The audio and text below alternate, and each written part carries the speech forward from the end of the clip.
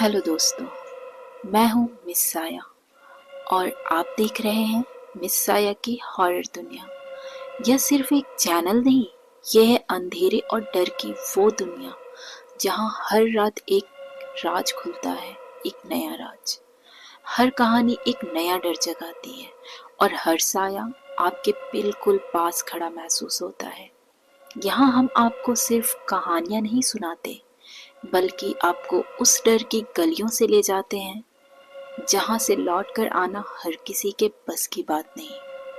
आज की कहानी एक ऐसे ही रास्ते की है जहां बाइक कभी स्टार्ट नहीं होती। लोग कहते हैं कि ये सड़क श्रापित है, लेकिन सवाल ये है, क्या आप इतनी हिम्मत रखते हैं कि ये कहानी पूरी सुन सकें? हाँ, मुझे पता है आप लोगों में बहुत हिम्मत है। तो आइए, हिम्मत जुटाइए, लाइट्स बंद कीजिए, हेडफोन लगाइए और कदम रखिए मिस साया की हॉरर दुनिया में, जहां डर ही असली सच है। दोस्तों, आपने सुना तो होगा कि राजस्थान अपनी हवेलियों, किलों और वीरों की गाथाओं के लिए मशहूर है। लेकिन इन सुनहरी कहानियों के बीच कुछ ऐसी काली सच्चाइयां भी छिपी हैं जिन्हें जानकर आपके रोंगटे खड़े हो जाएंगे। आज मैं आपको लेकर चलने वाली हूँ राजस्थान की उस सड़क पर जहाँ बाइक कभी स्टार्ट नहीं होती। कई लोग कहते हैं कि यह सिर्फ अंधविश्वास है, लेकिन कई ऐसे लोग भी हैं जिन्हें यहाँ पर वो महसूस किया है जिसे सुनकर नींद उड़ जाएगी। ये कहानी मुझे सुनाई थी अनिरुद्ध नाम के एक शख्स ने। अनिरुद्ध पेशे से इंजीनियर है और अक्सर ट्रैवल करते रहता है। अब तो उसने कम कर दिया है, लेकिन पहले वो बहुत ट्रैवल करता था। उसे भूत प्रेत पर बिल्कुल विश्वास नहीं था। वो कहता था, डर जैसी कोई चीज नहीं होती, सब दिमाग का खेल है। लेकिन दोस्तों, जब उसने इस सड़क पर एक रात गुजारी तो उसकी जिंदगी हमेशा के लिए बदल गई। अनिरुद्ध ने कहा, उस रात मैंने जो देखा, सुना और महसूस किया, वो आज भी मेरे सपनों में आता है। तो चलिए अनिरुद्ध की जुबानी सुनते हैं राजस्थान की उस सड़क का डरावना सच। वो जून का महीना था। मैं अजमेर से जयपुर की तरफ जा रहा था। रात के लगभग 10 बज रहे थे। मैंने सोचा कि 1 घंटे में जयपुर पहुंच जाऊंगा, लेकिन रास्ते में गांव वालों ने रोक कर कहा, बेटा इस मोड़ से मत जाना, रात के समय वहां गाड़ियां बंद हो जाती हैं। मैं हंस पड़ा। मुझे लगा गांव वाले अंधविश्वासी हैं। मैंने हेलमेट पहना और बाइक आगे बढ़ा दी। कुछ देर बाद सड़क एकदम सुनसान हो गई। दूर दूर तक ना कोई होटल, ना कोई ढाबा, सिर्फ काले अंधेरे में सड़क और चारों तरफ फैला जंगल। मैं तेजी से जा ही रहा था कि अचानक मेरी बाइक बंद हो गई।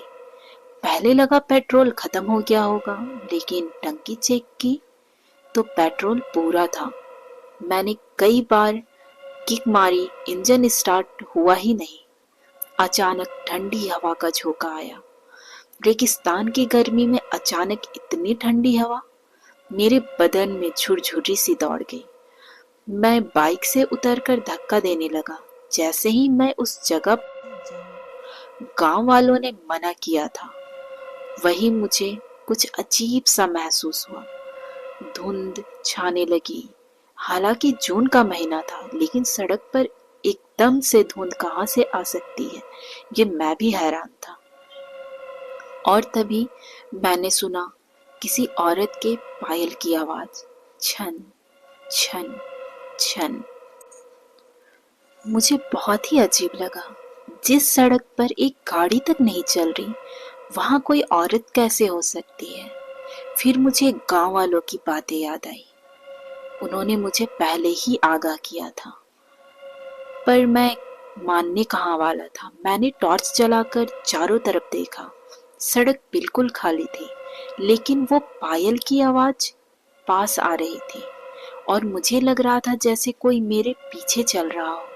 मैंने घबराकर बाइक स्टार्ट करने की कोशिश की, लेकिन इंजन ने जैसे कसम खा ली थी, स्टार्ट ही नहीं हुआ। अब मुझे अंदर से डर का एहसास होने लगा। पसीना मेरे माथे पर टपक रहा था।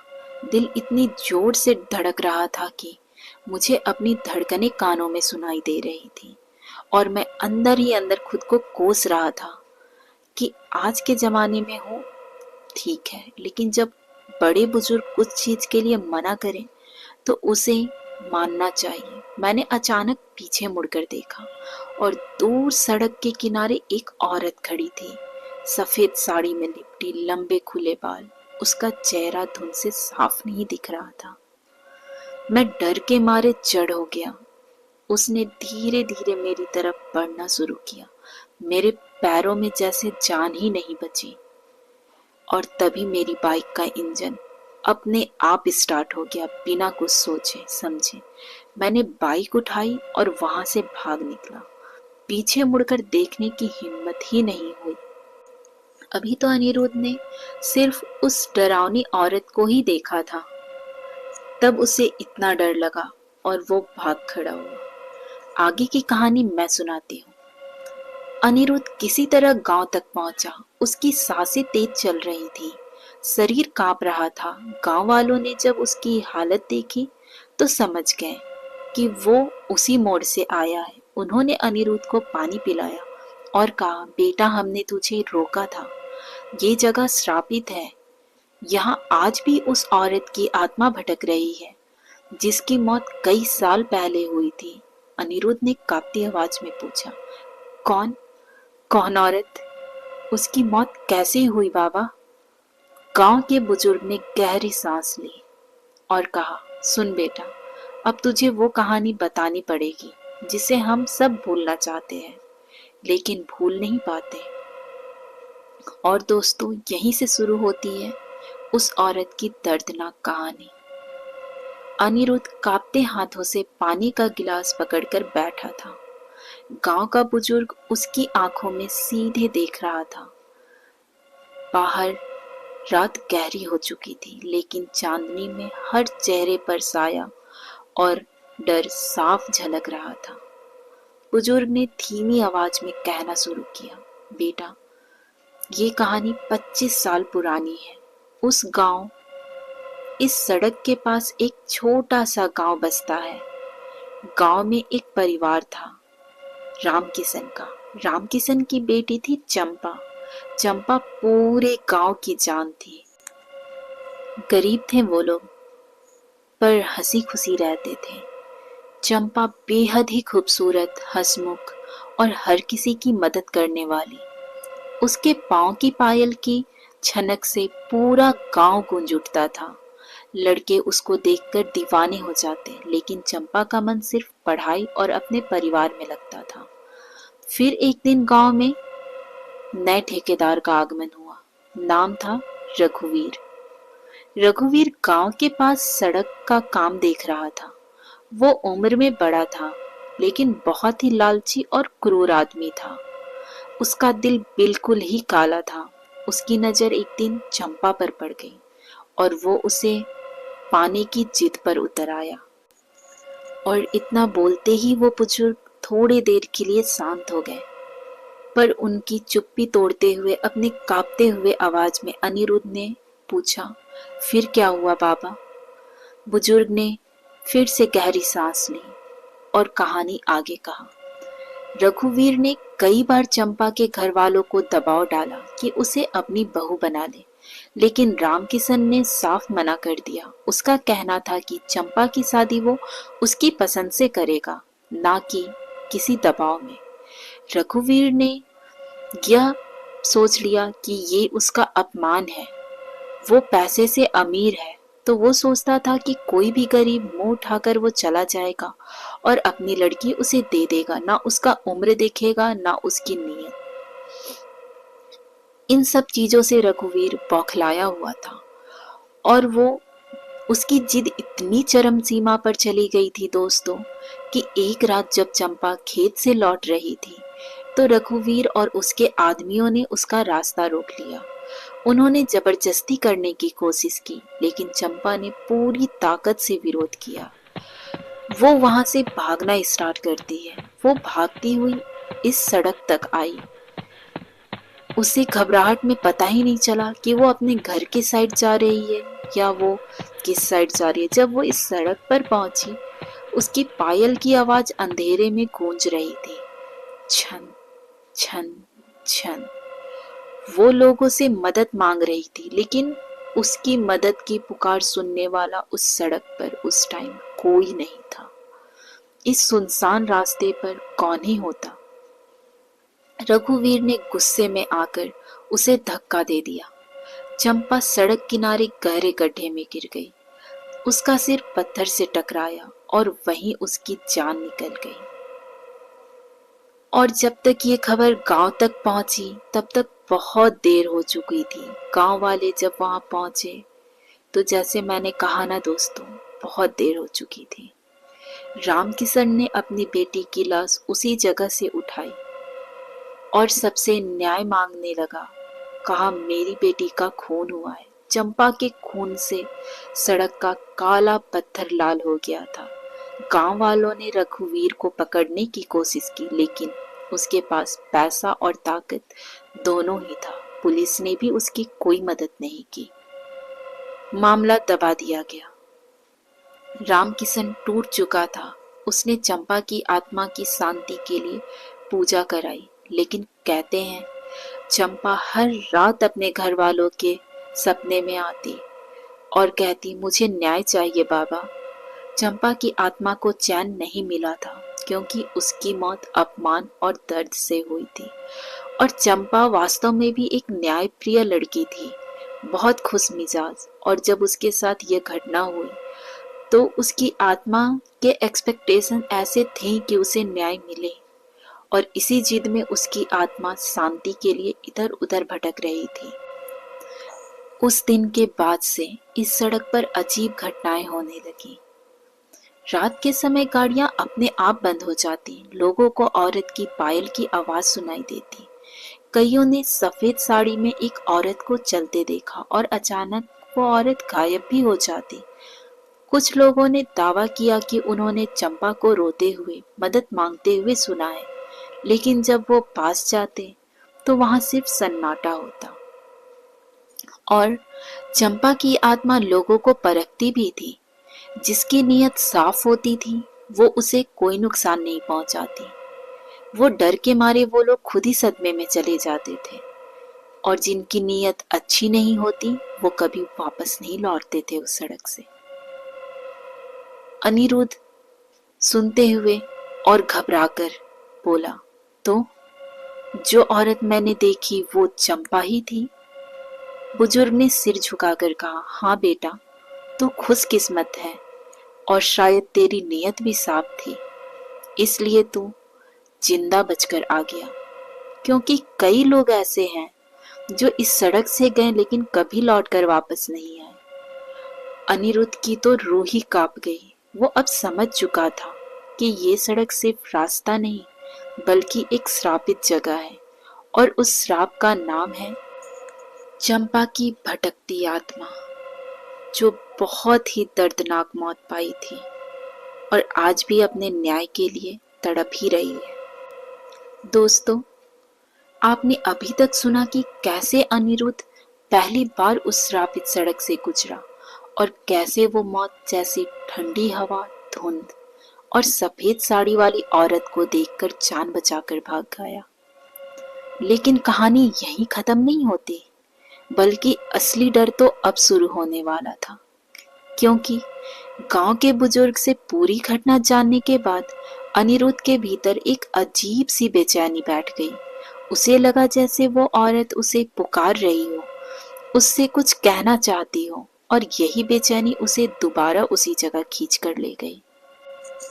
उन बुजुर्ग बाबा से स्टोरी सुनने के बाद अनिरुद्ध रात भर मन ही मन सोचता रहा, क्या सच में वो औरत वहां है, या ये सब सिर्फ डर और अंधविश्वास है, या मेरे दिमाग का खेल था। सच में उसकी आत्मा मदद मांग रही है? नहीं, मुझे जानना ही होगा। और मैं ये रिकॉर्ड कर पाया तो दुनिया जान पाएगी कि ये सड़क क्यों श्रापित है और सच क्या है। वो अपना कैमरा, टॉर्च और मोबाइल उठाता है। ये अगली रात को गांव के कुछ लोग उसे रोकने की कोशिश करते हैं। गांव वाले, मत जा बेटा, रात को वहां जाने वाले कभी सही सलामत वापस नहीं लौटे। एक बार तुझे उसने छोड़ दिया है, क्या पता दोबारा तू सही सलामत ना लौटे।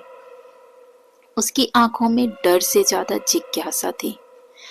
उसने गांव वालों की बात एक बार फिर से नहीं मानी और उसने बाबा से कहा, बाबा मुझे सच जानना है, क्या सच में वो न्याय मांग रही है। और यह बोलकर वो निकल पड़ा। रात के लगभग 11 बज रहे थे। चांद बादलों में छिपा हुआ था। सड़क पहले से भी ज्यादा अंधेरी।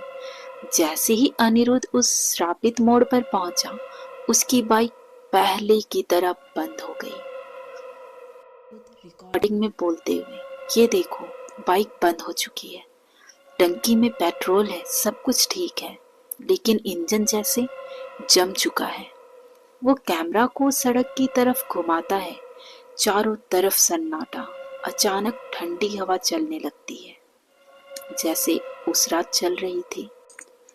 खुद ब खुद अनिरुद्ध का हाथ और कैमरा कांपने लगता है। उसके पसीने की बूंदें ठंडी हवा में भी बहने लगती हैं। अचानक कैमरे में कुछ हल्की सी परछाई रिकॉर्ड होती है। एक औरत सफेद साड़ी में, धुंध में लिपटी हुई। अनिरुद्ध घबराते हुए, हे भगवान, ये वही है, वही औरत है। वो औरत धीरे धीरे उसकी ओर बढ़ती है। उसकी पायल की छनक इतनी साफ थी जैसे कान के बिल्कुल पास हो, और तभी उसकी धीमी आवाज गूंजती है। औरत फीकी और कांपती हुई आवाज में, मुझे न्याय दिलाओ, मुझे न्याय दिलाओ। अनिरुद्ध कांपते हुए कैमरा उसकी तरफ घुमाता है। चेहरा अब साफ दिख रहा था, पीला, खून से सना माथा और खाली आंखें, जिन्हें देखकर उसकी रीढ़ में सिहरन दौड़ गई। अचानक वो औरत चीख पड़ी और कैमरा गिर गया और टॉर्च भी जमीन पर लुढ़क गई और गिरे हुए कैमरे की स्क्रीन पर सिर्फ धुंध और कांपती परछाई दिख रही थी। किसी तरह अनिरुद्ध ने वो कैमरा और टॉर्च उठाया और बाइक अपने आप ही स्टार्ट हो गई। वो जल्दी से बाइक पर बैठा और वो जान बचाकर फिर से भागा। उसकी हिम्मत नहीं हुई कि उस न्याय मांगती हुई औरत से वो कोई सवाल पूछ सके। वो हिम्मत जुटाकर तो जरूर वहां गया, लेकिन उसमें इतनी भी हिम्मत वहां जाने के बाद नहीं बची कि वो उस औरत से कुछ पूछ सके। उसका चेहरा पीला पड़ चुका था, सांसें तेज चल रही थी। गांव के लोग इकट्ठा हो गए। गांव का बुजुर्ग, बेटा हमने तुझे रोका था, ये आत्मा चैन नहीं पाएगी जब तक उसे न्याय नहीं मिलेगा। अनिरुद्ध कांपते हाथों से कैमरा ऑन करता है। सभी लोग सांसें रोककर देखने लगते हैं, लेकिन कैमरे में सिर्फ सुनसान सड़क, धुंध और उसकी अपनी ही आवाज थी। ना कोई औरत, ना पायल की आवाज, ना चीख। अनिरुद्ध कांपते हुए बोलता है, ना, नहीं, मैंने अपनी आंखों से देखा है बाबा, उसने मुझसे बात की थी, न्याय मांगा था। गांव वाले आपस में फुसफुसाने लगे और बुजुर्ग की आंखें गहरी चिंता में डूब गई। बेटा, पहले जो भी कोई वहां से लौट कर आया है उसने ऐसा कुछ नहीं बताया, क्योंकि वो तो अपने होश में ही नहीं होते कि वो न्याय मांग रही होती है। वो बुजुर्ग अनिरुद्ध की ओर देखते हुए कहते हैं, बेटा तू उसकी पुकार सुन चुका है, अब तेरा उससे नाता जुड़ गया है। सावधान रहना, वो आत्मा तुझे बार बार पुकारेगी। दोस्तों, अनिरुद्ध ने तो सचमुच देखा था।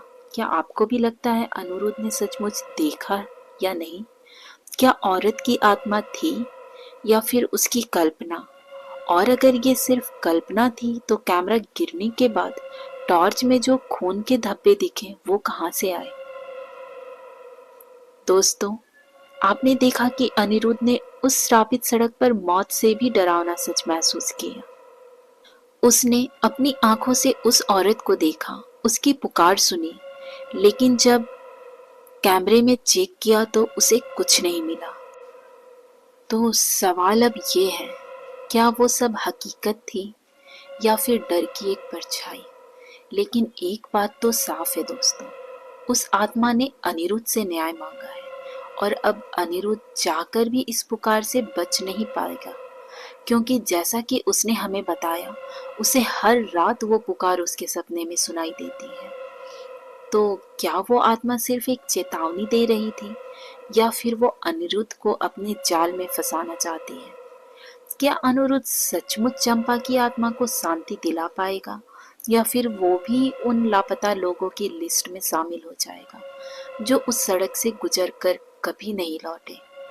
ये जानने के लिए इंतजार कीजिए हमारी अगली कड़ी का, क्योंकि अनिरुद्ध ने हमसे वादा किया है कि अगर आगे कुछ भी घटना घटती है तो वो हमारे साथ साझा जरूर करेंगे, क्योंकि डर अभी खत्म नहीं हुआ है, असल खेल तो अब शुरू होगा। और याद रखिए, मिसाया की हॉरर दुनिया में हर कहानी सच भी हो सकती है और आपके बहुत करीब भी हो सकती है। तो दोस्तों, अगर आपको ये कहानी डरा गई या सोचने पर मजबूर कर गई तो वीडियो को लाइक करें, शेयर करें और हमें सब्सक्राइब करना बिल्कुल ना भूलें, क्योंकि हमें वही लोग सब्सक्राइब करते हैं जिनमें हिम्मत होती है, क्योंकि अगली कहानी आपके ही शहर से भी हो सकती है। अगली बार फिर मिलेंगे एक नई सच्चाई, एक नए डर के साथ।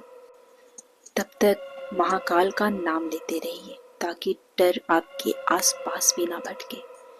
जय महाकाल।